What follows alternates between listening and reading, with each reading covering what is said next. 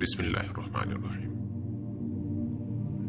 আল্লাহর উপর ভরসা করুন এবং তার প্রতি সুধারণা রাখুন, কারণ বান্দা আল্লাহর প্রতি যেমনটা ধারণা করে আল্লাহ তার সাথে ঠিক তেমনই। আল্লাহর ব্যাপারে নিরাশ হবেন না, তার দয়ার প্রতি আশা হারাবেন না।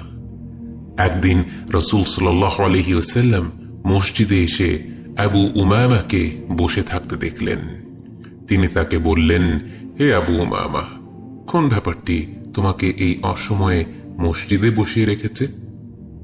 জবাবে তিনি বললেন, হে আল্লাহর রাসূল সাল্লাল্লাহু আলাইহি ওয়াসাল্লাম, ঋণের বোঝা আর দুশ্চিন্তা আমাকে কাবু করে ফেলেছে।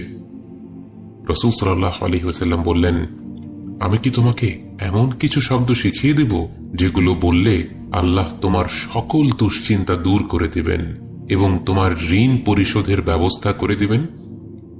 বলো, আল্লাহুম্মা ইন্নী আউযু বিকা মিনাল হাম্মি ওয়াল হাযান ওয়াল আজজি ওয়াল কাসাল ওয়াল বুখলি ওয়াল জুবন ওয়া দালা'আদ দাইনি ওয়া গলাবাতির রিজাল। হে আল্লাহ, নিশ্চয়ই আমি আপনার আশ্রয় নিচ্ছি দুশ্চিন্তা ও দুঃখ থেকে, অপারগতা ও অলসতা থেকে, কৃপণতা ও ভীরুতা থেকে, ঋণের ভার ও মানুষদের দমন পীড়ন থেকে।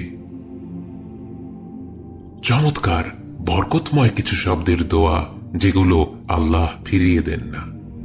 আল্লাহর যেই বান্দাই পূর্ণ বিশ্বাসের সাথে এই কথাগুলো বলবে, আল্লাহ অবশ্যই তার জন্য স্বস্তি আর মুক্তির পথ বের করে দেবেন। আবু উমামা বললেন, আমি দোয়াগুলো পড়েছি, ফলে আল্লাহ আমার দুশ্চিন্তা দূর করে দিয়েছেন ও আমার ঋণ পরিশোধ করে দিয়েছেন।